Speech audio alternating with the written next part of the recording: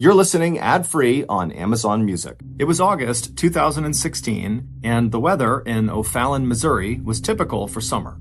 Hot, sunny, and humid. 58-year-old Pamela Hupp, who lived in O'Fallon, walked to the front door of her neat little 3-bedroom house on Little Brave Drive, and she opened the door.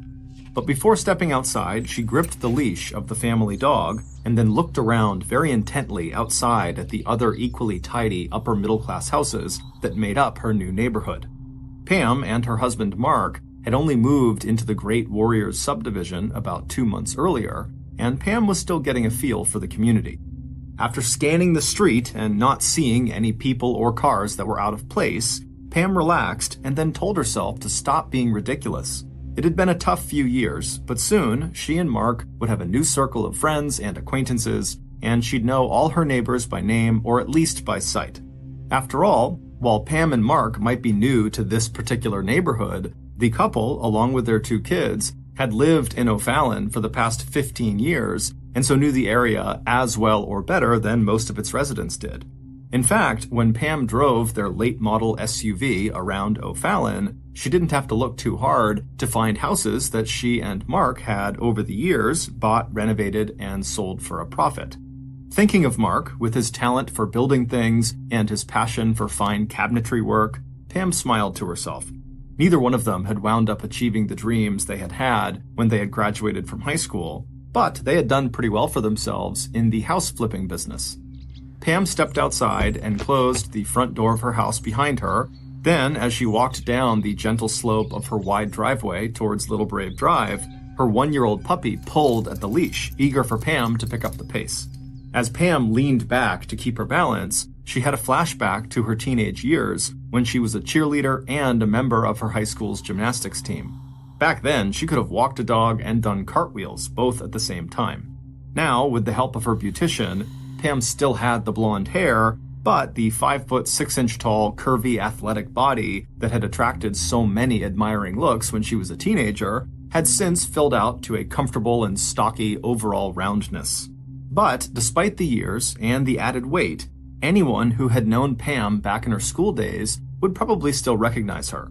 She still had that same wide smile, square jaw, and slightly broad nose that made her features strong and distinctive.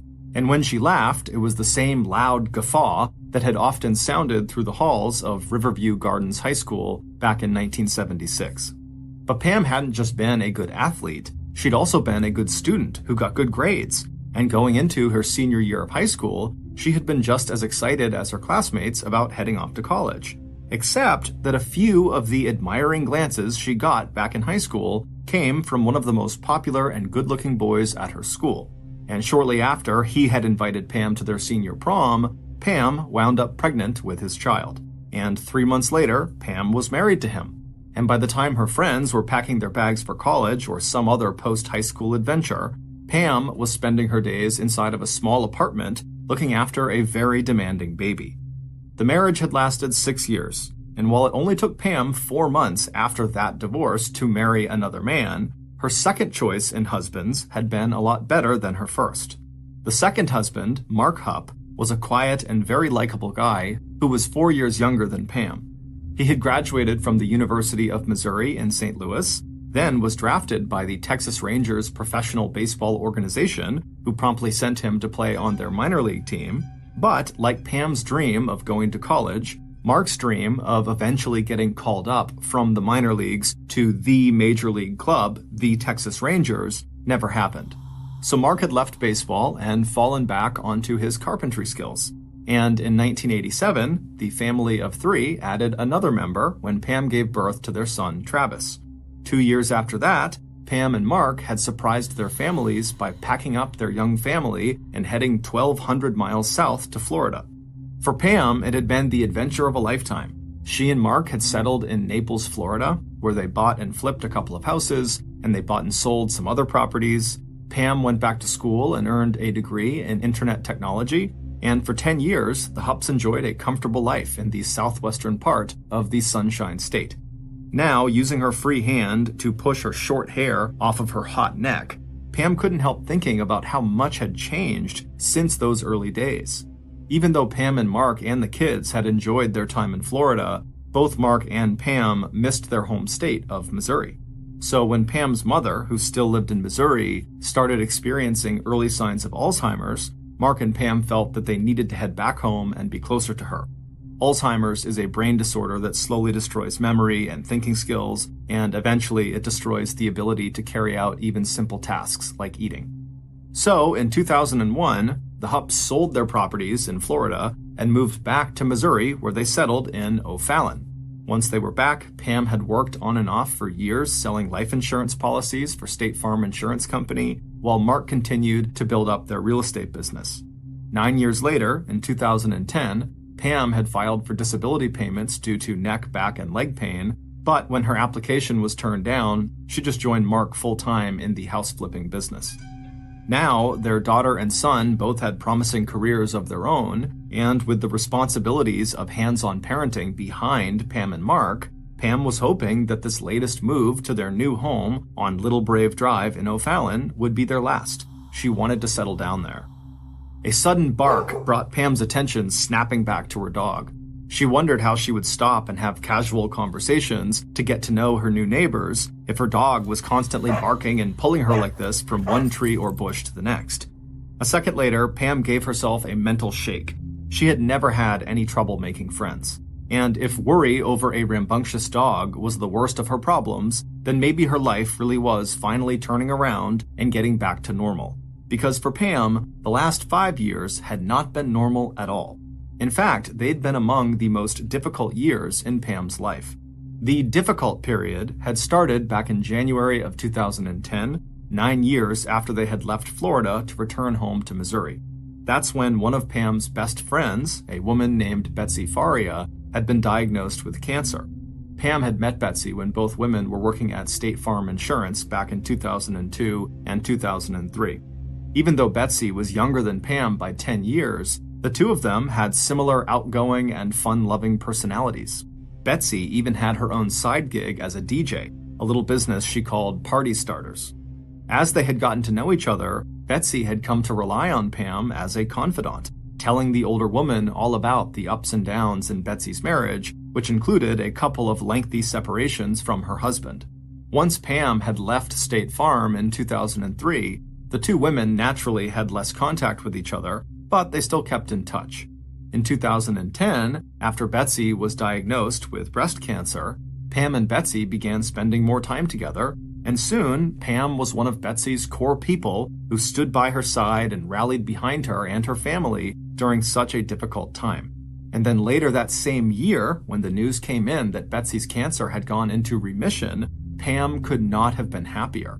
But that happiness turned out to be very short-lived. Less than a year later, tragedy had struck again. Betsy's cancer was back, and this time it had spread into her liver.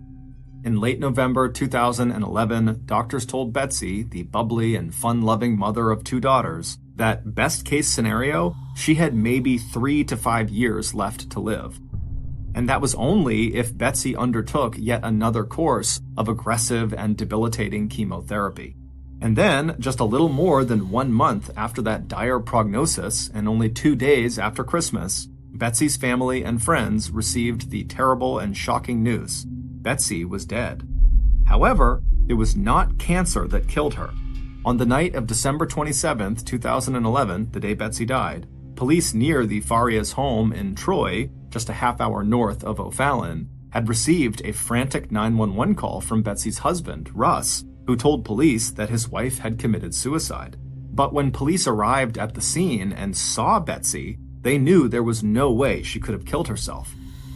While Betsy had been lying on her couch that evening at about 7:30 p.m., someone had taken a kitchen knife, walked over to where Betsy was probably sleeping, and just started stabbing her.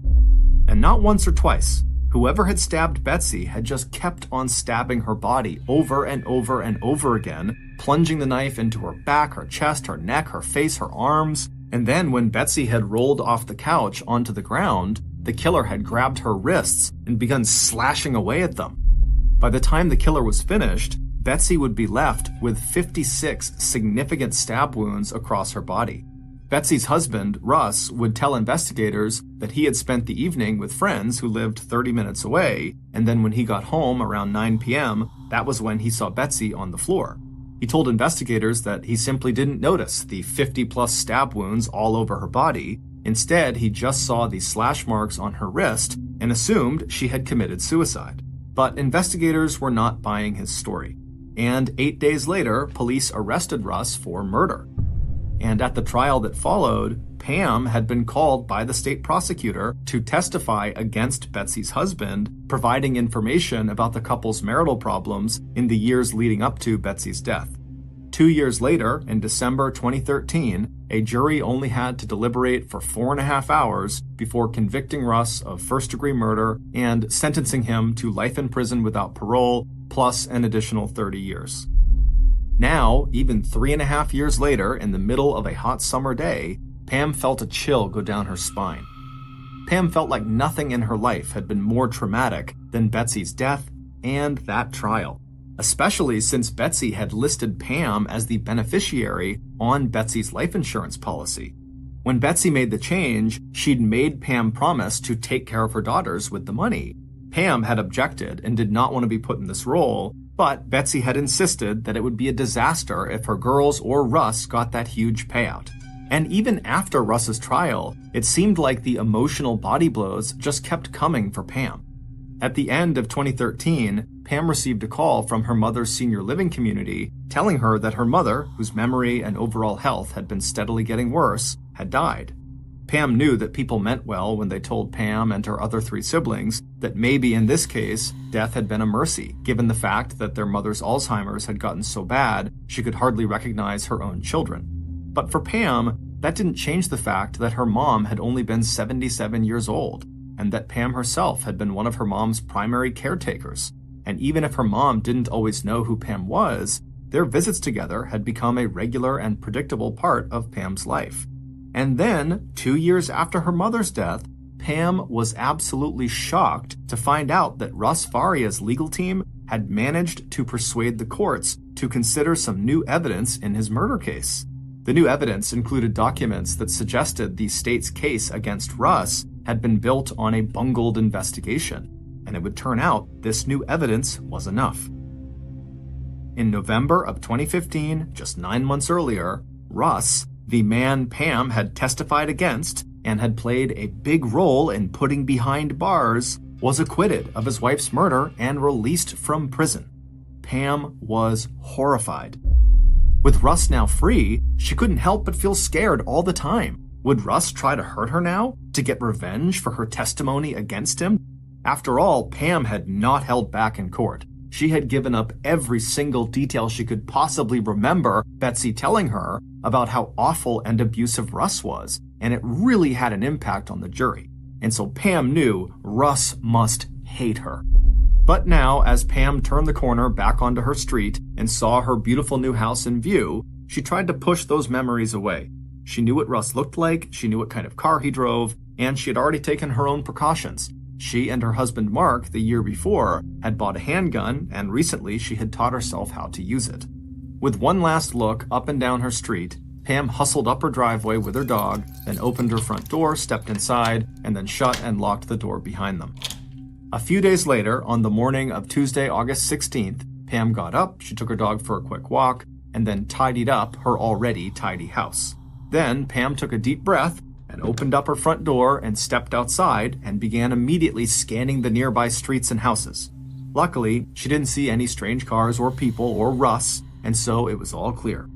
A minute later, Pam had hopped inside of her SUV. She had backed out of the driveway onto Little Brave Drive. She left the Great Warrior subdivision, picked up Route 70, and headed east. After she finished shopping, she planned to run a few other errands and then drop by her daughter's house. Just a few hours later, right around noon, Pam was pulling back into her driveway. It had been an excellent morning, even if it had turned out that Pam's daughter had not been at home. Pam reminded herself that even if her daughter had been there, they wouldn't have been able to visit for very long because Pam needed to get back home and let the dog out again. But as Pam was about to press the remote to open her garage door, she noticed a flash in her rearview mirror. She turned around and she saw a silver four-door sedan had come to a quick stop right in front of her house by the curb, and a man who she didn't recognize, wearing glasses and a black ball cap pulled down low over his face, was climbing out of the passenger seat. Before Pam could even process what was happening, this man had run up the driveway to her car, opened Pam's passenger door, and climbed inside the car with her and shut the door behind him. A second later, as Pam registered the squeal of tires as the silver car shot away from the curb, the strange man who was now in the car with her pulled a knife out and held it against her throat. Pam could feel the adrenaline flooding her body, and for a second, she was too shocked to even move. As she sat there, paralyzed with fear, the attacker began yelling at her to drive her car to the bank and take out the money she had stolen from Russ. Understanding suddenly dawned on Pam. Russ must have hired this man to do this. Russ wanted Betsy's $150,000 insurance money that Pam had been entrusted with. But then, as Pam thought of this, she wondered if her attacker would actually let her go if she turned over this money. And somewhere deep in her brain, Pam knew the answer to that question. No, this man was going to kill her. Suddenly, Pam's survival instincts kicked in, and using all of her strength, Pam struck out with her right hand and hit the attacker on the face, while simultaneously with her left hand, she fumbled to open the car door. Taken completely by surprise, the attacker lost grip on the knife and it tumbled down onto the floor of the car. By the time he retrieved it, he looked up and saw Pam was out of the car, running towards her garage. But as quick as Pam was, her attacker was even faster. Pam managed to get through the back door that led into the garage, but when she turned around to try to shut and lock it, her attacker had already thrown half of his body into the space between the door and the frame, forcing it open. And so Pam eventually stopped trying to shut the door on him and just turned and ran across her garage and opened the door that led into her house. Once she was inside, she made a quick turn to the right and sprinted into the master bedroom. At this point, the attacker had gotten inside of the garage. He went through the same door that went into the house, but as he went right, he ran so fast he overshot the door that led into the master bedroom where Pam was. And that mistake bought Pam just enough time to get all the way to her bedside table in her bedroom, open up her drawer, and pull out the gun she had put in there. And so by the time the attacker had corrected himself, turned around, and come into the master bedroom, Pam was standing there with the gun held out straight, screaming at him while dialing 911 with her other hand. The time was 12:10 p.m. as the dispatcher at the O'Fallon police station picked up that emergency call. The dispatcher could hear the voice of a woman on the other end of the line calling for help and yelling at an intruder to get out of her house. Then there was the sound of a scuffle and a man's voice in the background, and before the dispatcher could get the caller's address, she heard the distinctive and unmistakable sound of 5 gunshots, all fired in rapid succession. By the time police arrived at Pam's residence just minutes later, Pam was standing just inside of her open garage, clutching the collar of her dog, who was cowering and whining at her feet. And inside of her house, the man who had just attempted to kidnap and rob her was dead.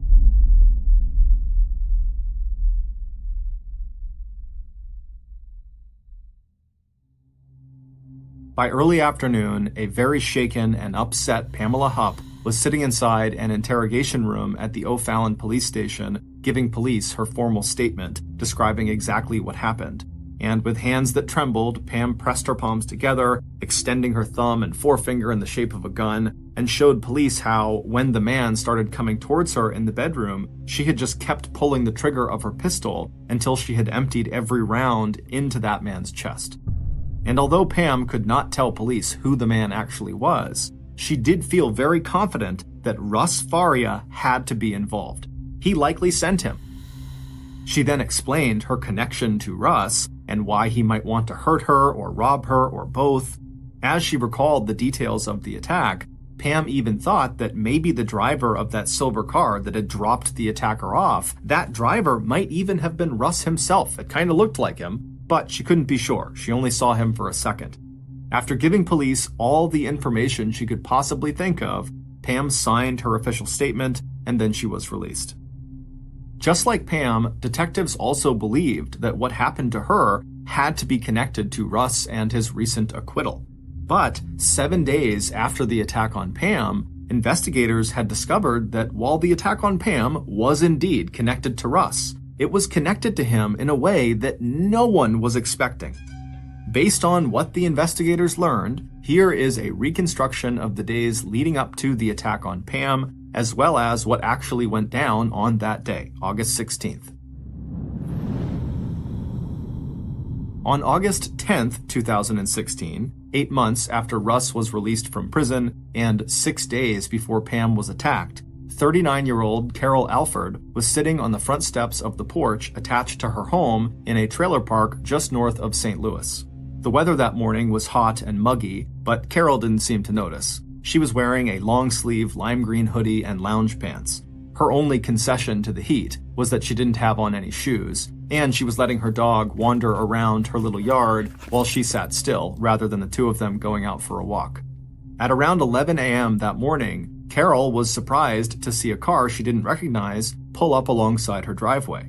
The driver rolled down the car window and asked if Carol was interested in earning $1,000. The driver introduced themselves as a producer for NBC's TV program Dateline and said that they were looking for people to help them with a reenactment scene that involved staging a robbery, kidnapping, and a 911 call. Carol thought this was a bit odd, but she was intrigued and she wanted the money, so she said, okay. At which point, the driver instructed Carol not to bring her car keys or cell phone. Carol nodded, but narrowed her eyes. Suddenly, this whole thing felt very off. She told the driver she'd be right back, and then she turned around, walked into her house, and into her kitchen. There, she opened a drawer and began rummaging around inside of it until she found what she was looking for, a folding knife. Carol slipped the knife into one sleeve of her hoodie and then walked over to the counter and took out a large kitchen knife from its holder and put that into her front pouch pocket. Then Carol picked up her cell phone, she silenced the ringer, and tucked her phone out of sight in her pants pocket. $1,000 was a lot of money, but there was no way Carol was getting into a car with any stranger unless she felt like she could protect herself. And so Carol, now armed with 2 weapons and her phone, walked back outside and climbed into the car. As the driver pulled back onto the road, they told Carol that they were doing the reenactment at a location that was just behind a nearby strip mall. But after driving for only a few minutes, Carol suddenly felt like she had made a terrible choice, and she needed to get out of that car immediately. So she told the driver that they needed to go back to her house for just a minute because Carol had forgotten to put on her shoes before getting into the car. The driver looked over at Carol's feet, and sure enough, Carol did not have any shoes on, and even though the driver was really annoyed by this, they agreed to go back to Carol's trailer. When they got there, Carol suggested that the driver pull all the way into the driveway, and then as soon as the car was stopped where Carol had suggested, Carol hopped out, and then as she walked towards the door of her trailer, she very deliberately looked up, making sure that the surveillance camera on the corner of her front porch was aimed directly at the front of the driver's car, where it would get a clear picture of the car's driver and the car's license plate. Carol would go inside of her trailer home and then come out a minute later, still barefoot. She approached the driver and said she changed her mind and did not want to do the gig after all. And then Carol looked again, very deliberately, at the security camera that was now peering down directly on both of them, and then Carol turned around and stared at the driver, suspicion written all over Carol's face. As the driver looked at the camera, Carol stepped back and pulled out her cell phone and showed it to the driver and said, "Yeah, I am going to call the police, and yes, that is a security camera and it's watching you." Without a word, the driver rolled up the window, pulled back out onto the narrow road, and drove away. And true to her word, Carol would call the St. Charles County Police. She told the emergency dispatcher that she just had a very strange encounter with someone claiming to be a Dateline producer, and Carol just wanted the police to know about it. 6 days later, on the morning of August 16th, the day Pam was attacked, the driver who had approached Carol decided to try a different neighborhood further to the south. 40 minutes later, the driver rolled up to a complex of plain 2-story brick buildings separated by strips of lawn and central sidewalks. Scanning the scattering of chairs along the various entryways to the apartments, the driver spotted a young man sitting in the shade, legs outstretched in front of him, head tilted back as he looked up at the cloudy sky. In this man's world, $1,000 was a lot of money. He had 2 young children and not much in the way of income or excitement. So, when the driver rolled down the window of their car and explained that they were a Dateline producer looking for someone to reenact a robbery, kidnapping, and 911 call in exchange for what seemed like a small fortune, the young man did not hesitate. A minute later, the young man had hopped into the car, and then on the 17-mile drive west to Pam Hupp's house on Little Brave Drive, the driver of the car carefully explained exactly what they wanted the young man to do. When you get there, tell her to give you the money. Make her drive you to the bank and get it for you, the driver told Lewis. She's gonna try to make a call to 911, and things might get a little physical, but remember, tell her you are there to get the money. That's the most important part. By the time the car reached Pam Hupp's house, the driver's actor for the day was excited and ready to play his part in this reenactment. Little did he know, he was walking into a trap. After the young man had barged into Pam's bedroom, he had tried to follow the script and say the lines that the driver had told him to use, but as he did, he looked up and saw Pam was not only on the phone with 911, but was also holding a gun in her other hand, and she was aiming it at his chest. The young man, believing this must just be part of the reenactment, continued to try to say his lines, but at the same time he began backpedaling into the hall. But before he got there, Pam began pulling the trigger. When police found the young man 10 minutes later, he was lying in a pool of blood, his head propped against a doorway. When police checked his pockets, they found a clear plastic bag containing a handwritten note and 9 $100 bills. Although the man was not carrying a wallet, cell phone, or ID, it did not take police long to find out exactly who he was. Running the dead man's fingerprints through their database of known criminals, police got a match to a 33-year-old local St. Charles man named Louis Gumpenberger. According to police records, Louis had had several brushes with the law back when he was in his early 20s, including a drunk driving charge and a few court entries that involved non-payment of child support for his 2 kids. By August 17th, one day after the shooting, investigators were knocking on the door of Margaret Birch, Louis Gumpenberger's mother. She had just gotten back from filing a missing person report for her son at the local police station. Margaret was devastated when police told her that Louis was dead. But when police went on to explain the circumstances of his death, that he had been shot after forcing his way into a woman's house, Margaret dropped a bombshell. What the police had just told her was actually not possible. Meanwhile, investigators from the O'Fallon Police Department were following up on another lead from the St. Charles Police.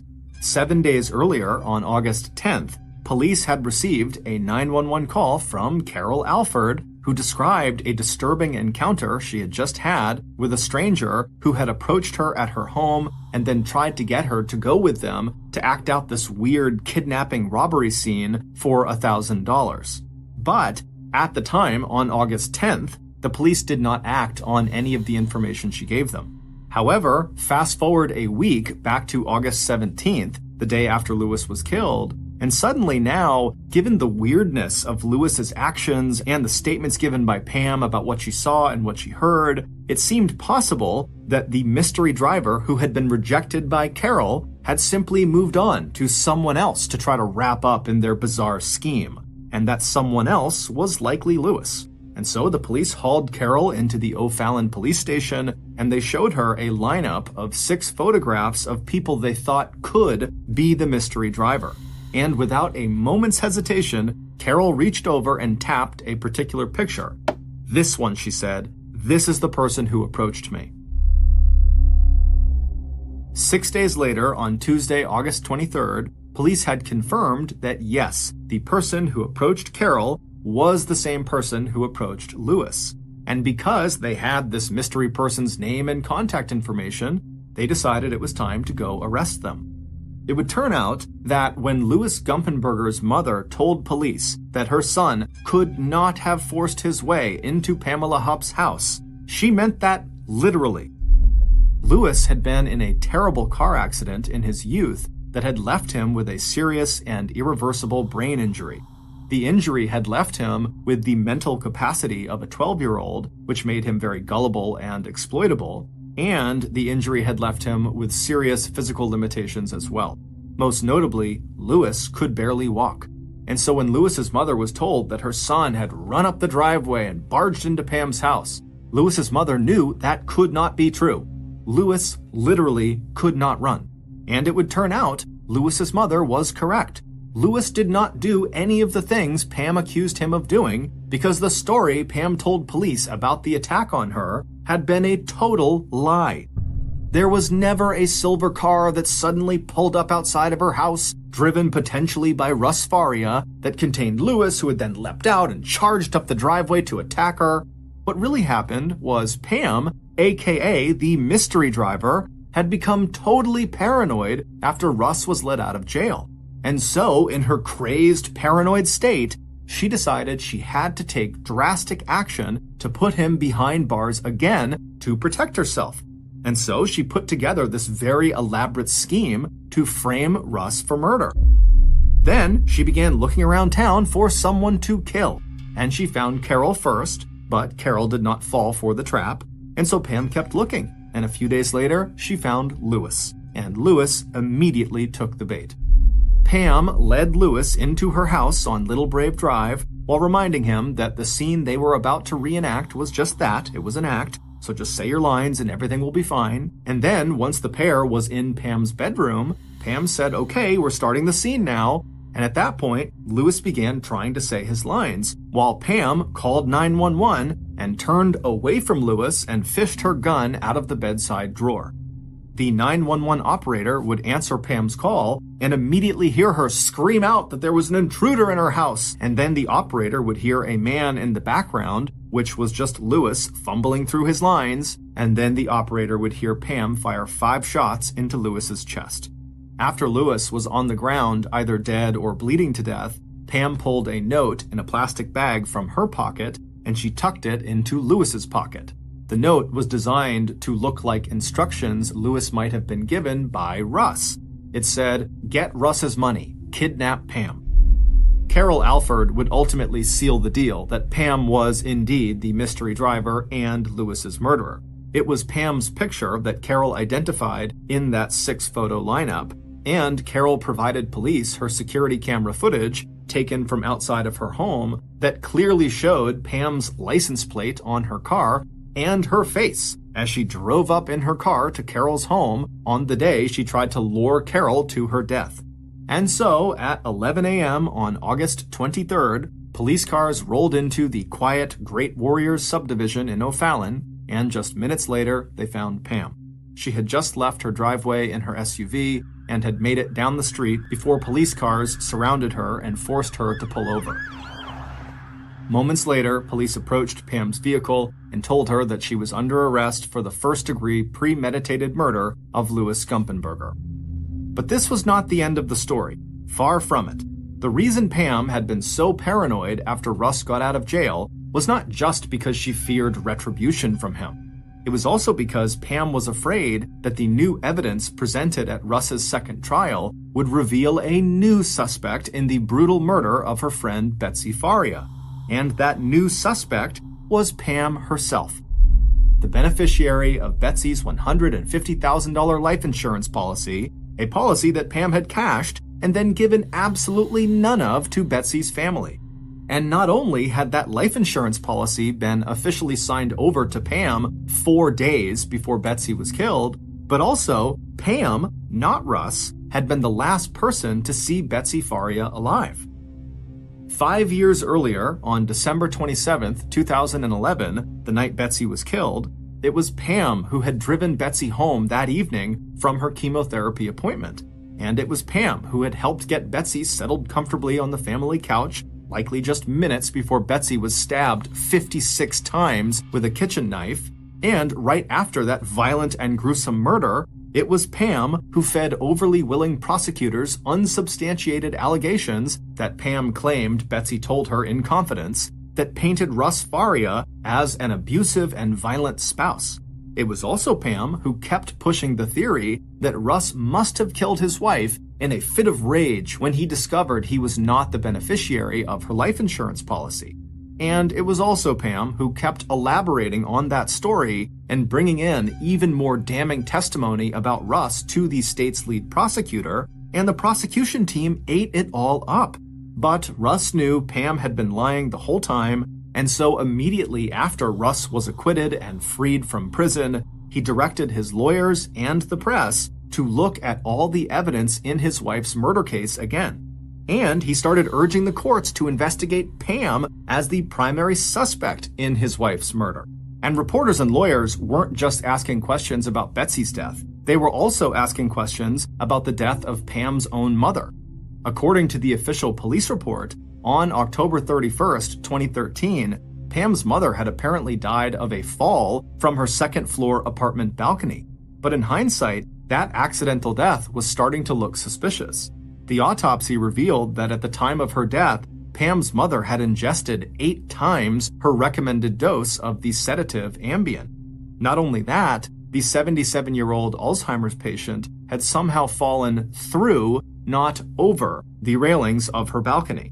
And not only was Pam the last person to see her mother alive, Pam was also one of the beneficiaries of her mother's $500,000 life insurance policy. Just a few hours after Pam was arrested for the murder of Louis Gumpenberger, detectives sat Pam down inside of an interrogation room and reviewed all of the evidence against her. After they were done going over it, Pam's only response was that she wanted to speak to her attorney. When investigators left the room to call her attorney, a video recording of the interrogation session showed Pam reaching across the desk in front of her and grabbing a ballpoint pen that she slips into the back waistband of her jeans. Video footage also showed that while Pam was sitting there alone, she repeatedly reached up and touched each side of her neck as though searching for the location of her jugular vein. If that vein is punctured or severed, a person can quickly bleed to death. When investigators returned to the interrogation room, Pam was waiting for them at the door, telling them that she needed to go to the bathroom. A few minutes later, investigators heard one of their colleagues screaming for medical assistance immediately. After walking calmly into the bathroom, Pam had taken that ballpoint pen she had stolen, and over again she stabbed herself in both sides of her neck and on the inside of both of her wrists. When officers opened the bathroom door, they found Pam kneeling on the floor in front of the sink, her forehead resting on the tiles. Her shirt was soaked with blood, and more blood spattered the floor and sinks. However, as dramatic as this suicide attempt was, the wounds she inflicted on herself turned out to be non-life-threatening, and so Pam was quickly patched up and sent to jail to await trial. 3 years later, on August 12, 2019, 61-year-old Pamela Hupp was sentenced to life in prison without parole for the first-degree murder of Louis Gumpenberger. 2 years later, in 2017, the medical examiner's office changed the official cause of death for Pam's mother from accidental to undetermined. A year after that, in 2018, the state prosecutor and judge who were involved in Russ Faria's first and badly botched trial were both voted out of office. 2 years after that, in March 2020, Russ Faria, now engaged to Carol Alford, the woman Pam had tried to lure to her death, was awarded $2 million in damages for the wrongful conviction that put him behind bars for 3.5 years. And finally, 2 years after that, in February of 2022, Pamela Hupp was officially charged with murder in the stabbing death of Betsy Faria. According to the prosecutor who was preparing the case against Pam, the motive for that murder was financial gain. If Pam Hupp is convicted of Betsy's murder, the prosecutor has said he will seek the death penalty. 32-year-old Russell Douglas climbed into the driver's seat of his bright yellow Chevy Tracker. Even though the forecast called for rain and clouds, there was nowhere Russell would rather have been than right where he was, on beautiful Whidbey Island, the place where Russell had spent most of his life. Just 35 miles long and 10 miles across at its widest point, Whidbey is the largest of 9 islands that make up the state of Washington's Island County. All of the islands are clustered amid bays and inlets inside a body of water just off the western edge of Washington called the Puget Sound. The islands are all close enough to the mainland that you can look out over the sound and see the Olympic mountain range along the coast of Washington. But for islanders like Russell, Whidbey was a world away from the hustle and bustle and confusion of the mainland. And Whidbey's artsy little town of Langley, where Russell was spending this Christmas holiday, felt as much like a true home as the larger town further north, where he had actually grown up with his mom, stepdad, his brother, and sister. Before starting his car and heading west to the town of Freeland to run a few errands, Russell took a long look at the house he had once shared with Brenna, his wife of 9 years. Russell was not a person who had a lot of wonderful days, but on this particular morning, he was feeling better and happier than he had felt in a really long time. It was the day after Christmas, December 26th, 2003, and after a 7-month-long separation from Brenna and their 2 children, it now felt to Russell like he and his high school sweetheart might actually succeed in rebuilding their marriage and their relationship. Although Russell couldn't see any sign that Brenna was watching him leave or blowing him a kiss from a downstairs window, Russell still peered up at the house from the driver's seat and gave a wave and smiled before finally starting the engine and backing down the driveway. Even as he dropped his hand back down to the steering wheel, Russell knew that he was already expecting too much from Brenna. Russell had a habit of blaming circumstances, and in particular his mother and her strict upbringing, for many of the problems he experienced as an adult. But he was not blind to his own faults. Even before their separation, his marriage with Brenna had never been easy, which was one of the reasons why they waited almost a year after their first son Jack was born to get married. Russell knew that both he and Brenna were quick to get angry at each other, and Russell's habit of self-examination seemed like a waste of time to Brenna.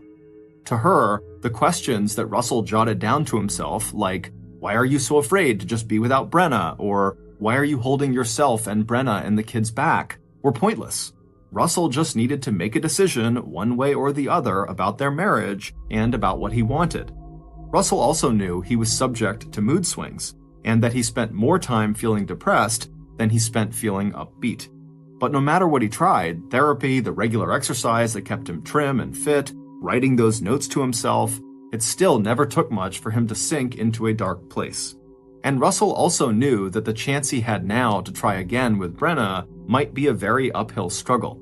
Because during their separation, even though he had told himself that he'd use the time to think about their marriage, instead of actually doing that, almost immediately, Russell had struck up a new relationship with another woman, 50-year-old Marge Bailey. And even though their affair was over now, Russell knew it was still a huge sore spot for Brenna.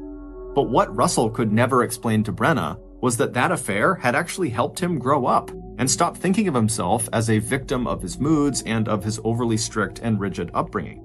And when Russell had met Marge at a bar in the Washington resort town of Ocean Shores, shortly after he and Brenna had separated back in April of 2003, the last thing on his mind was a sexual relationship with Marge.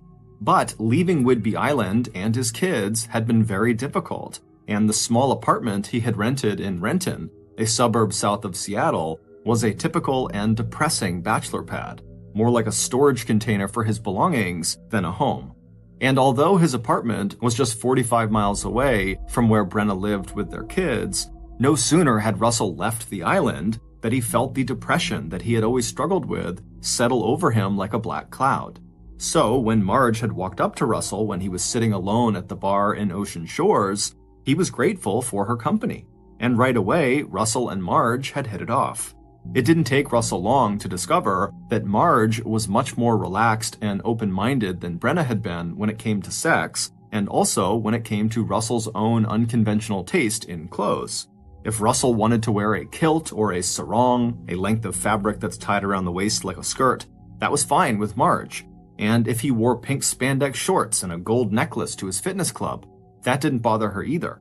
It was also fine with Marge that Russell was still married, and that he was not even sure if he wanted a divorce or not.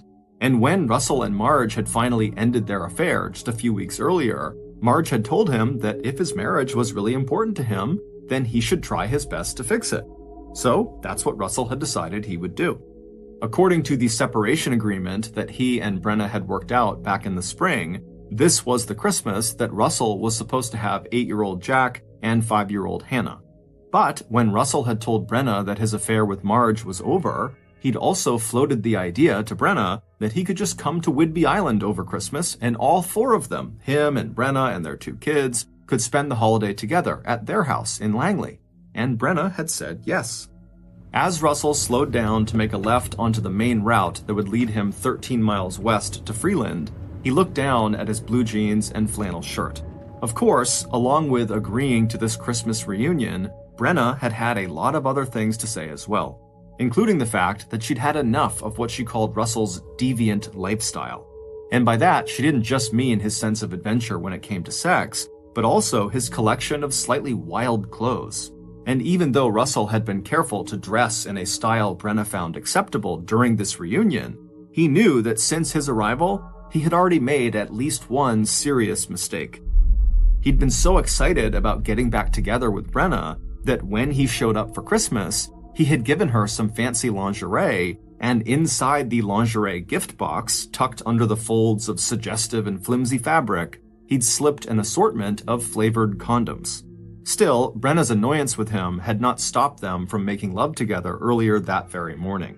And now, as Russel drove through some of the most beautiful landscapes in the Pacific Northwest, that voice inside him that constantly second-guessed his decisions and made him feel like happiness and contentment were always going to be out of his reach seemed to fade away. Not only was Russel back on his beloved Whidbey Island with Brenna and his kids, financially, his life was also improving. He'd recently gotten a small, but to him very meaningful, promotion at the land management company where he worked, and in just 4 months, he'd finish his online master's degree in business administration. He knew that the hairstyling business he and Brenna had bought together a year ago, so Brenna, a licensed beautician, could have her own salon, needed an infusion of cash to cover some debt Brenna had run up. But if they could make their marriage work, his skill with money management, coupled with her skills as a beautician, could put them on the path towards a comfortable financial future. He also knew that that kind of security and status was very important to Brenna. Even though she had never gone to college or spent really any time off of Whidbey Island, Brenna had a few close friends whose lives she envied. One of them was her best friend, Peggy Sue Thomas, who also happened to be a licensed hairstylist, as well as the owner of the house that Russel and Brenna rented in Langley. Although Russel had never been close friends with Peggy Sue, who was 4 years older than he and Brenna, it was impossible to grow up on Whidbey Island and not know about the 6-foot-tall high school basketball star from Langley with the outsized personality and fiery red hair. After high school, Peggy got married and then got her beautician license, just as Brenna would later do. But after Peggy's first marriage fell apart, she surprised everybody by joining the military and becoming one of the few female aircraft mechanics in the U.S. Navy. After that, Peggy went on to marry a fellow veteran, and when she left the service, she raised 2 daughters, and in addition to working on and off as a hairstylist alongside Brenna, Peggy Sue also got a job as a car mechanic. And when her second marriage ended in divorce as well in the 1990s, Peggy Sue responded to the fact that her husband had left her for another woman by hitting the gym. By the year 2000, Peggy Sue had lost 100 pounds, and that year, she won the Mrs. Washington beauty pageant. And now Peggy Sue was out in Las Vegas, Nevada, living the high life with her 2 daughters. It was hard not to feel a little jealous of Peggy Sue with her confident good looks and her grit, but at least if Russel and Brenna could get their marriage straightened out, they could actually buy Peggy Sue's house, since that had been the original plan back when Peggy Sue had moved to Las Vegas and agreed to rent the house to him and Brenna. As Russel made yet another decision, he would definitely talk to Brenna about buying that house. He also made a quick mental review of the directions he needed to follow to get to his next destination, an address on Wall Road just outside of Freeland. He was not familiar with this particular area he was going to. All he really knew was that Wall Road was about 4 miles outside of Freeland, and that lining the narrow roadway was a mixture of everything from churches to upscale homes and million-dollar getaway lodges for summer residents to rustic cabins and the occasional trailer. Looking out his car window at the hills that fell away to the ocean on his left, and catching a glimpse now and then between the trees of the white sailboats bobbing out on Puget Sound, Russel thought of the hikes he could take here with his children. Much as Russel had enjoyed his brief time with his lover Marge, he was now feeling like the separation had finally shown him how important his wife Brenna was in his life, the one constant that had given him more happiness and security than anything else. For Russel, that insight alone had felt like a huge win, and as he thought about it, he bumped the steering wheel with his fist in a gesture of celebration that he felt so ready to make this reconciliation with Brenna work for both of them. As Russell neared his destination, he slowed and began looking to the left and the right for the landmarks that would confirm he was in the right place. As he did this, he reminded himself that he just needed to be patient and give Brenna the time she needed to accept him back into her life. A little bit distracted by this thought, Russell turned into what turned out to be the wrong driveway. He knew he had made a mistake when he saw a red Volvo parked up ahead of him. He'd been told to look for an empty driveway. So he immediately stopped his car, he backed up, and resumed driving west on Wall Road, but very slowly now since he knew he must be getting close to his destination. And sure enough, several hundred yards further along, Russell saw that he'd arrived at the right place, 6665 Wall Road. He turned his Chevy Tracker onto the long driveway and drove to the end of it, where he pulled off to the right side into a parking spot that was at a right angle to the driveway. Beside him were two fir trees that cast a dark shadow over his vehicle. But before Russell could pull off the sunglasses he always used when driving so he could see better into the thickly forested and shady area in front of him, he noticed a figure emerge from the woods in front of him, and this person began walking directly toward him. Russell turned off his car engine, but before he could undo his seatbelt so he could get out of the car and greet this person, the person from the woods had rushed up right next to Russell's car door, blocking him from opening it. Russell turned to look at the stranger to see what they wanted, and when he realized what they were doing, he froze with fear. A few seconds later, and the world that Russell had finally begun piecing together in his mind for himself and his family ended in a sudden and terrific blow to his head. Almost 5 hours later, at about 4:30 p.m., two women who were residents of Freeland, who lived on Wall Road, were surprised to see a yellow Chevy Tracker parked in the driveway of one of their neighbors' houses. Not only was the car unfamiliar to them, but they could see in the near darkness that the driver's side door was open and the interior dome light of the car was still on. Also, the women knew that the owners of the house where the car was parked, the Black family, were not in town. They had gone to Costa Rica for a vacation. So the two women were very curious about who owned this yellow car and why they were there. However, none of the women wanted to approach this vehicle and anyone who might be inside of it when it was this dark outside and no one else was around. So the two women decided that if the car was still there tomorrow, they'd call the police. Then the two women just resumed their walk, made their way back to their own houses, and forgot about the bright yellow car with the open door. It wasn't until the afternoon of the next day, December 27th, that a dad out walking with his sons under a cloudy winter sky would also spot the yellow Chevy Tracker. Like the women who had been out walking the night before, Joseph Doucette, a schoolteacher who was staying with his family in a nearby cabin, was also immediately drawn to the car's open door. Joseph's first impulse was to walk over and shut the door before the interior light drained the car's battery, but when he called out and no one inside the car answered, he felt a sudden shiver of uneasiness, and instead of approaching the car right then, he turned around and took his kids back to the cabin. And then, at a slow run, he returned to the car alone, feeling a mixture of urgency but also fear. Telling himself to get a grip, Joseph took a deep breath and then walked down the long driveway. When he reached the open car door and looked inside, what he saw was so shocking and gruesome, he practically fell backwards as he tried to step away. There was a man inside the yellow car. Joseph registered that the man was young with sandy blonde hair and that once he must have been handsome, but now something red and sticky was hanging from his forehead and the man's clothes were covered in blood. His head and shoulders were slumped over the steering wheel, and his hands lay in his lap, the fingers balled into tight fists. Trying to keep from vomiting, Joseph turned around and began running while pulling out his cell phone and dialing 911. And 8 minutes later, at 4:34 p.m., as the sun fell below the horizon, the first police car arrived on the scene. Not long after that, the dark, quiet road was filled with other police and emergency vehicles and flashing blue and red lights. It didn't take long for the first medical responders to realize they were too late. The man inside of the car was obviously dead, and he was obviously dead from a bullet wound to the head. And once detectives arrived on the scene, it didn't take them long to realize that their first assumption about what had happened to the driver of this car was completely wrong.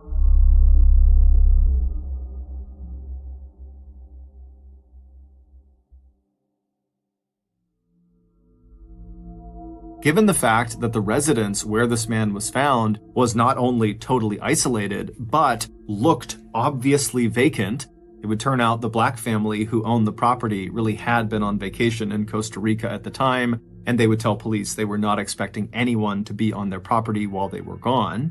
And the fact that the driver was still buckled into his car seat, Detective Mike Plumberg's initial theory was that this must have been a suicide, that this man found this isolated place, and this is where he took his life.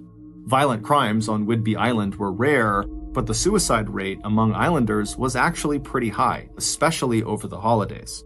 But even with the help of portable lighting that police used to illuminate the area around the car, officers could not find the one item that would even make suicide in this case a possibility, and that was the gun that had fired the fatal shot. But tucked away between the driver's seat and the door frame, Detective Plumberg did find the one item that would eventually prove critical to solving what he now realized was a homicide: the spent shell casing from a gun later identified as a .380 caliber Bersa pistol. Figuring out who the victim was did not take long. Whidbey Island was a small place where pretty much everyone knew each other. So when detectives examined the wallet inside the pocket of the dead man's pants, they recognized both his name and the Langley address printed on his driver's license. In the picture that stared back at them from the license, they recognized what was left of the driver's face. The murder victim was 32-year-old Russel Douglas. By 10 o'clock that night, the detectives were ready to clear the crime scene. Russel's body had been transported to the medical examiner's office for an autopsy, crime scene techs had photographed and collected evidence, and police who had been sent out to interview nearby residents had already come back with 2 helpful pieces of information that would give them a window for when the crime had occurred. According to the owner of a house just down Wall Road, a yellow SUV had entered and then quickly exited her driveway where her red Volvo was parked between 11:30 and noon the previous day. And the 2 local women who were out for a walk the previous afternoon told police that they had seen the yellow car at the end of the black's driveway at about 4:30 p.m. So the police knew the murder probably occurred between 11:30 a.m. and 4:30 p.m. What police did not uncover was any information about other unfamiliar cars or people entering or leaving the area during that time period. But before the police could move ahead with their investigation, Detective Plumfield and his partner needed to inform the victim's wife, Brenna Douglas, that her husband was dead. So, at about 10:15 p.m. on December 27th, the 2 officers were standing at the front door of the Douglases' modest house on Furman Ave in the town of Langley. Even though the lights in the house were out, the door was opened almost immediately. Brenna, a big, strong woman with curly brown hair, was standing in front of them, dressed in her nightclothes. Without asking why they were there, Brenna exchanged a short greeting and then invited the men inside. When one of the detectives asked if they could all sit down to talk, Brenna led them to the dining room table. As Detective Plumberg pulled out a pad of paper so he could take some notes, Brenna settled herself into her chair on the other side of the table and looked out at them with a blank expression.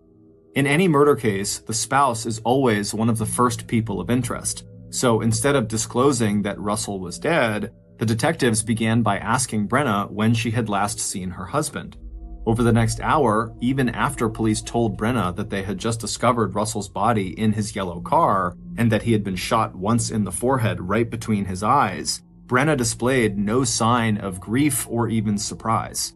Instead, she shocked detectives by giving a list of grievances and complaints about her recently murdered husband. According to Brenna, she had initiated their recent separation by kicking Russel out of the house 7 months ago.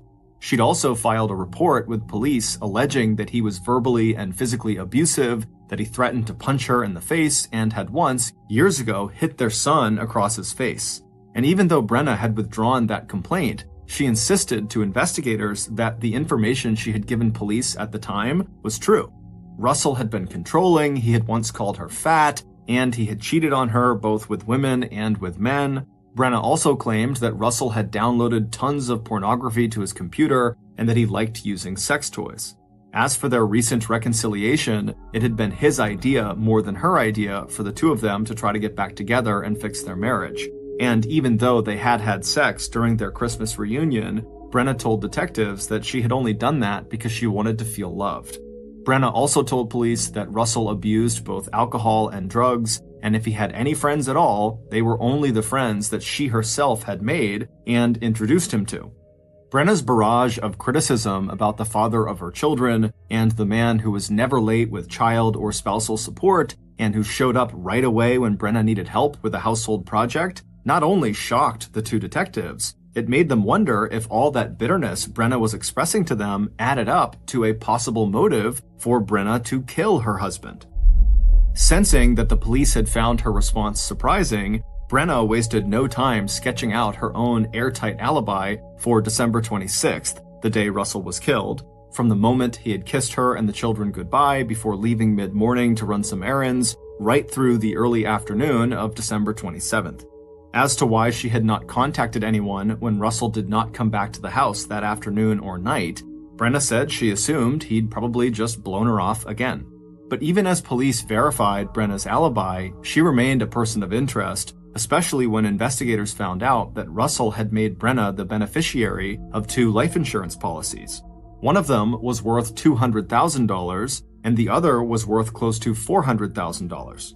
Those suspicions sharpened over the next couple of weeks when the interviews they conducted with Russell's family, his former lover Marge, and his co-workers at the land management company where he worked all painted a very different picture of Russell and suggested that maybe Brenna either had a distorted view of her husband, or she wasn't telling the truth, or that Russell was one of those people who turned into a totally different person when he was with his wife and kids.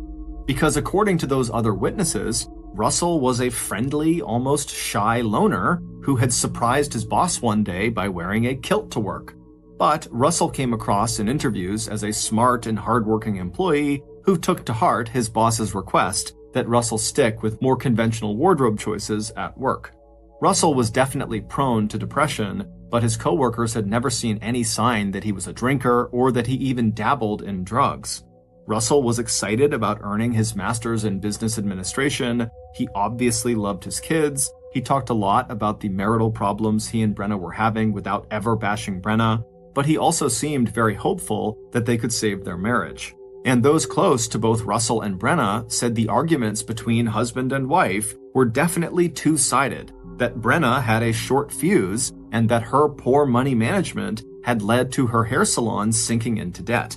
If that was true, that Brenna was in serious debt, then Brenna would have a financial motive for getting rid of Russell and claiming the payout from his life insurance policies.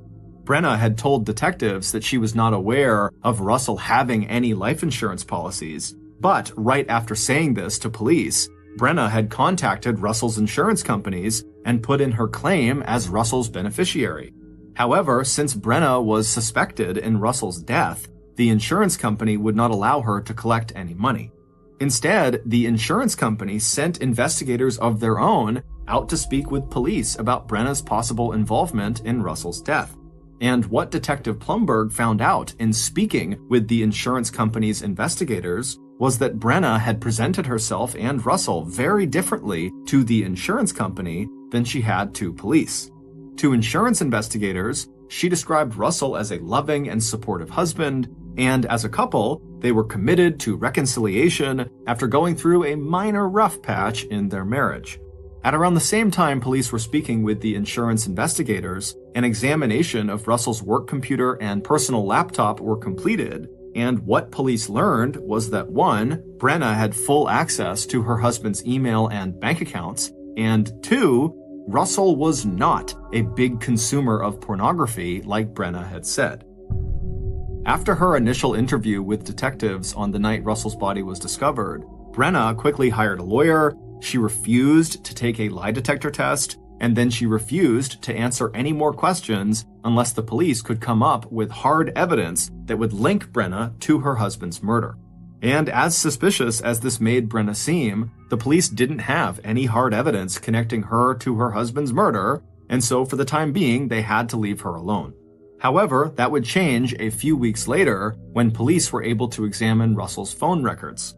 And there was one number with an out-of-state area code that popped up a couple of times in the second half of December that did not fit the pattern of other calls to or from Russell's cell phone. And when Detective Plumberg called that number out in Las Vegas, Nevada, they found one of the things they'd been hoping for. Anyone who had a link to both the victim, Russell, and to their person of interest, his wife, Brenna. That person turned out to be none other than Peggy Sue Thomas, Brenna's best friend, who had moved off Whidbey Island back in 2000. That's when Peggy had gone to Las Vegas to compete in the Continental Mrs. USA pageant. Although Peggy Sue had won the evening gown competition and impressed judges with her stint in the Navy as an aircraft mechanic, she had not won the title. But during that competition, Peggy Sue had fallen in love with the bright lights and big city feels of Las Vegas. That's when she rented her house to Russell and Brenna and moved with her 2 daughters to Henderson, Nevada, just outside of Las Vegas, where Peggy now made a good living as a glamorous limousine driver with a loyal clientele of high rollers and big tippers. Peggy told detectives that she and her boyfriend had been out to Whidbey Island over the Christmas holiday, and that she, Peggy, had seen Russell at his apartment just outside of Seattle on December 23rd. But she had only seen him long enough to hand him a Christmas gift that was for his wife, Brenna. That's what the 3 phone calls that the police had seen in the phone records were about. Peggy had called Russell to arrange this gift exchange, but when he didn't answer that call, the 2 of them had kind of played phone tag for a little bit before they did connect and make their plans. As for Peggy Sue's boyfriend, Jim Huden, he was also a native of Whidbey Island, but he'd left the island years ago after he had struck it rich selling a computer program he had designed to the computer giant Microsoft. And although Peggy Sue and Jim had spent Christmas together in Washington State, Jim had not come with her to see Russell on the night of the 23rd to deliver the package for Brenna. Peggy Sue admitted that most of what she knew about Russell was secondhand information she had gotten from his wife and her best friend, Brenna, and almost all of it was very negative about how terrible Russell was. However, Peggy Sue would tell police that during her brief visit with Russell on the 23rd, he was very nice and seemed happy and excited about spending Christmas with Brenna and the kids. By the time the call ended with Peggy Sue, Detective Plumberg had started to wonder if Russell's murder would ever be solved, because every lead they followed up on seemed to turn into a dead end.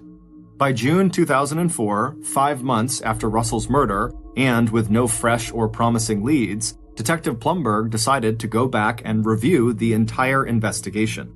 But it wouldn't be until the end of July, a full 7 months after Russell had been shot at point-blank range, that police would get the first of a string of tips that would eventually break the murder case wide open. And the first of those tips would come so far out of left field that at first, Detective Plumberg literally could not believe what he was hearing. On July 26th, the Island County Sheriff's Office picked up a call from a man who asked them if they had any information on an unsolved homicide that had happened around Christmas the year before, in 2003. When the detective who had answered the call replied that they did have such a case, the caller went quiet. After a few long seconds, the man told the investigator that he had information, but he was, quote, scared to talk about it. Over the next several days, this caller, who initially refused to give police his name or his location, would eventually give Island County detectives his own name, Bill Hill, and the name of a person who Bill said had first-hand knowledge of who killed Russell Douglas. After chasing down so many false leads and dead ends in this murder investigation, Detective Plumberg was very skeptical of this story. But as more and more details showed that Bill wasn't just getting his information from news stories, the detective got more and more interested. And by August 4th, 2004, just a week after Bill had made his first call to the Island County Sheriff's Office, Detective Plumberg and his commander were on a plane headed to Florida to talk with Bill's mysterious person of interest. At the same time, 2 other detectives were on a plane headed to Las Vegas to have another chat with Brenna's best friend, Peggy Sue Thomas. Once Detective Plumberg and his commander arrived in the small town of Punta Gorda on the southwest coast of Florida, they wasted no time following up on the tip they had received from Bill. Not only were they very eager to talk to this mystery witness, they were also eager to get back out of Florida before the big storm system that was forming out over the Caribbean Ocean just off the coast of Central America turned into a hurricane. But just a few hours after knocking on the door of this new person of interest, Detective Plumberg was once again feeling defeated and more confused than ever. Their mystery witness had been more than willing to talk with the detectives and had even gone with them to the local Punta Gorda police station for questioning. But they denied knowing anything about what happened to Russell and were flabbergasted when they were asked if they were involved in the murder. Their response to that question was, "Why would I do that? What possible motive could I have?" And in truth, Detective Plumberg was secretly thinking the same thing. It didn't make any sense. Plus, he knew that police had no hard evidence at all that could link anyone, including this new mystery person in Florida, to Russell's murder.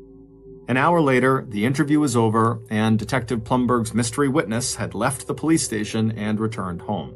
The only good news for the Washington Island County detectives was that they'd still managed to fly out of Florida ahead of the storm.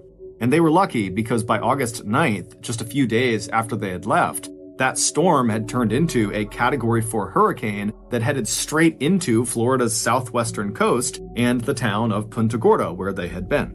Meanwhile, the team of Island County detectives who had headed to Las Vegas had hit a similar dead end. In his conversation with Island County investigators, the caller, Bill Hill, had mentioned the name of a woman named Peggy, as well as the name of another woman, Brenna. Bill had told police that he'd heard both names mentioned in connection with Russell's murder. With Brenna no longer talking to investigators, Detective Plumberg had wanted his officers to speak again to Peggy Sue, and this time in person and on the record. But Peggy Sue said she had no information for County Island officers. She was also outraged at the sight of detectives showing up with a search warrant at her house in Henderson, Nevada. Peggy Sue watched as police searched everywhere in her house for any evidence that she had lied to police when she described her meeting with Russell on December 23rd at his apartment. And after the police could find no evidence, the very frustrated investigators began asking Peggy Sue about her boyfriend, Jim Huden, and his possible connection to Brenna or Russell Douglas. But it would turn out that not only had Jim never met Russell, Jim had left Peggy Sue in early February of 2003, 2 months after Russell's murder, and the couple had not parted on friendly terms. Jim had been married when Peggy Sue had met him on Whidbey Island in 2002, and even though he'd lived with Peggy in Las Vegas for several months, ultimately he decided to return to his wife and his small computer software business. That said, Peggy Sue could still account for their movements on the day Russell was killed, December 26, 2003. And she even managed to locate some old receipts from that day to show detectives exactly where they had gone on Whidbey Island before leaving Washington State late that night to return to Nevada. When detectives pressed Peggy Sue on having a financial motive for killing Russell, maybe she was going to split his life insurance policy with her good friend Brenna, Peggy pointed out that she already made a very comfortable living, so why would she do that? So, a few days later, Island County detectives came back from Nevada as empty-handed as Detective Plumberg had been when he came back from Florida. But 15 days later, on August 18, 2004, all of that would change. That was the day that the local Whidbey newspaper ran a news story based on unofficial sources that mentioned that former Whidbey Island residents Jim Huden and Peggy Sue Thomas were persons of interest in the ongoing investigation into Russell Douglas's murder. And on August 19th, 1 day later, yet another person who said they knew something about the case stepped forward. This time, it was a former police officer named Keith Ogden who lived in New Mexico. Keith, who had heard about the news story from a cousin who lived on Whidbey Island, would tell Island County investigators a story that put everything they had heard on their recent trips to Florida and Nevada in a whole new light. Because not only did Keith have the name of the likely murderer, he also had the weapon that was likely used to kill Russell Douglas. It was the .380 Bersa pistol, and ballistic tests would soon confirm that the markings on the shell casing found at the crime scene and the bullet that had been removed from the inside of Russell's skull exactly matched the grooves on the inside of that gun. The murder weapon, combined with the stories police now had from both Keith and their other informant, Bill Hill, finally allowed Detective Plumberg and his team of investigators to identify Russell's killer. Based on that information, Here is a reconstruction of what happened to Russell Douglas on December 26, 2003. Pleasure in the time he was spending with his family. Their Christmas celebration the day before had been everything he could have wished for. After arriving in Langley on Christmas Eve, Brenna had taken his car to the store and bought pies and other fixings for the Christmas dinner they planned to share the next day with Brenna's widowed stepfather. And except for Russell's gift of lingerie to Brenna, the other gifts he had brought for his family, especially the new Xbox video game console he'd bought for Jack, turned out to be nothing short of inspired. After Brenna's stepfather left at 5 or 6 p.m., Russell and Jack played Xbox while Brenna and Hannah watched a movie together. Once the kids were in bed, Russell was allowed into Brenna's room where they watched a movie together in bed and then fell asleep. And then on that morning, the 26th, he and Brenna made love. Now, having eaten breakfast with the kids, Russell was getting ready to go out and run a few errands. In fact, he had arranged a surprise for Brenna, one that he knew would make her happy. So, at about 10:45 or 11 a.m., Russell gave Jack, Hannah, and Brenna each a kiss and a hug before leaving the house and climbing into the driver's seat of his yellow Chevy Tracker. Whether anyone inside the house saw him or not, it felt good to wave at the house where his family lived before he pulled out onto Furman Ave and headed west toward Freeland. Russell's killer had chosen the time of their rendezvous very carefully. They had given Russell clear directions, and they also knew that Russell was very punctual, and if anything, he might arrive a little early. But the killer was in place and ready well before Russell arrived. The killer had only test-fired the Bersa pistol a few times, but at close range, they figured it would be nearly impossible to miss. Right on time, the killer heard the sound of an approaching car, and so before Russell pulled into the driveway, the killer stepped back into the shadows and waited. A moment later, Russell pulled his yellow Chevy Tracker into the long driveway that led to 6665 Wall Road. Now that he saw how out of the way this place was, he wondered why on earth they hadn't agreed to meet somewhere closer to Langley. Still, Russell had enjoyed the drive, and except for his wrong turn into that driveway up the road, he hadn't really had any trouble finding their meeting spot. Anyway, it would make a good story to tell Brenna, since she was the reason he was here in the first place. Almost as soon as Russell had pulled into that parking spot and turned off the car engine, he saw a figure in front of him step out of the woodline. With the sunglasses still on, it was hard to make out this person's face, but Russell figured it had to be the woman he was here to meet. How many other women were 6 feet tall on Whidbey Island? But before Russell could unbuckle his seatbelt and step out of the car to greet Peggy Sue, this person from the tree line had rushed over to his vehicle and stopped right outside of his car door, kind of blocking him from getting out. And so as they did that, Russell turned and looked at them and realized very quickly this person was not Peggy Sue. He didn't know who this person was. Instinctively, Russell just started to roll down his window to ask this person what they wanted. But as he was rolling the window down, Russell suddenly froze, because this stranger was now holding a pistol.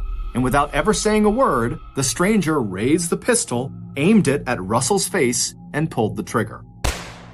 As the bullet traveled through Russell's brain, his brain tissue stretched along the trajectory of the bullet, and when the tissue did tear, it snapped back into place with force so great that Russell's forehead suddenly bulged outward, and along with blood, the gray matter of Russell's brain began leaking in ropey strands out of the small hole centered right between his eyes. Before leaving, the killer opened the driver's side door of the Tracker. They wanted to make sure Russell really was dead. By the time the police discovered Russell's body one day later, his body was stiff and cold to the touch. Even before the EMTs confirmed the cause of death, Detective Plumberg would describe the wound as a massive head trauma caused by an execution-style shooting that occurred from a distance of just 12 inches. It would turn out Russell's killer was Peggy Sue's boyfriend, Jim Huden. And it was Peggy Sue who had arranged the time and place where Russell would be murdered. Peggy Sue had in fact called Russell several times not long before Christmas to arrange a meeting so Peggy Sue could give Russell a Christmas present from her to Brenna. But Peggy Sue never then went to Russell's apartment in Renton on December 23rd to drop that present off.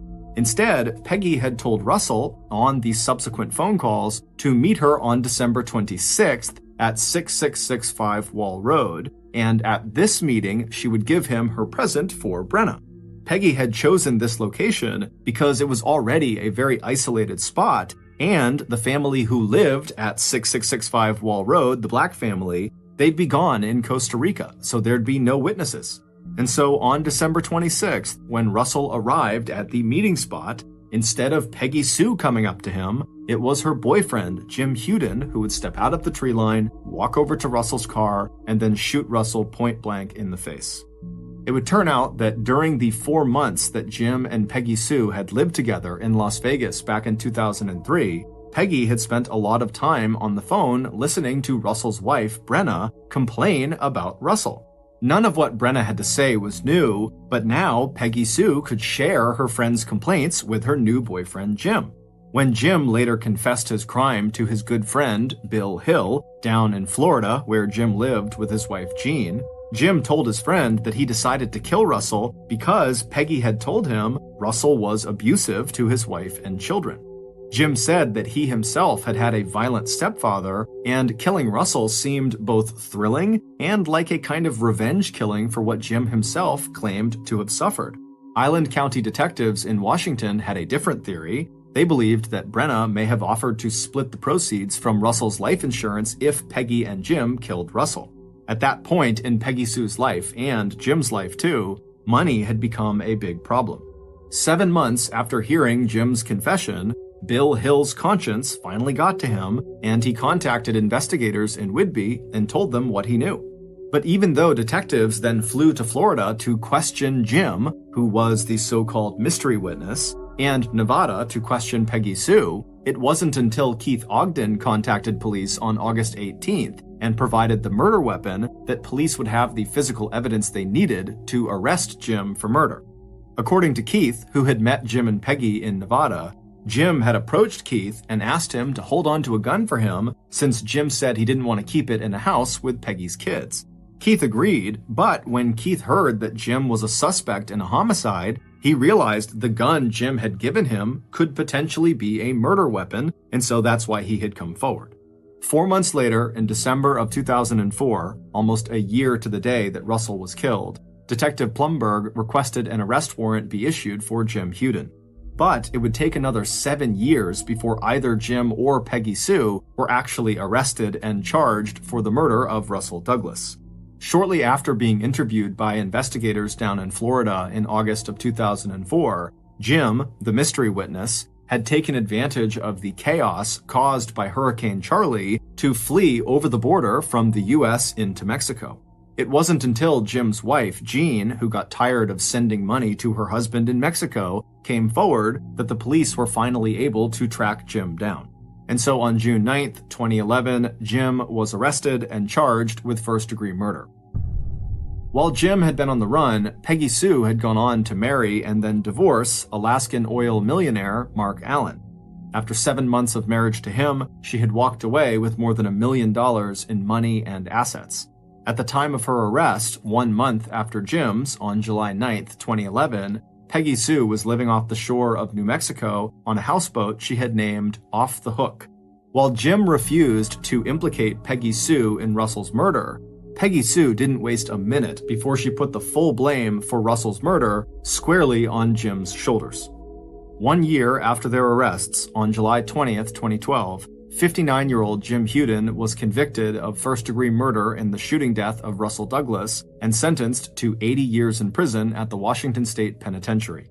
6 months later, on January 26, 2013, 3 days before her murder trial was scheduled to begin, 47-year-old Peggy Sue Thomas Allen pled guilty to a lesser charge of first-degree criminal assistance involving first-degree murder. Peggy Sue was given the maximum sentence of 4 years in prison at Washington Corrections Center for Women. The presiding judge said he regretted the Washington state statute that limited him to imposing what he called a shockingly short sentence. Peggy Sue was released in 2016. Russell's wife, Brenna, who now goes by her maiden name, Brenna Haslam, has never faced any formal charges in her husband's murder, although Island County investigators have continued to treat her as a person of interest. In December of 2005, so 2 years after Russell's death, his insurance company agreed to release a payout of $400,000 from his life insurance policy to Brenna. Brenna used the money to buy a new car and a new house that she subsequently lost 1 year later when she stopped paying the mortgage. There is no hard evidence that Russell Douglas ever physically abused his wife or his children.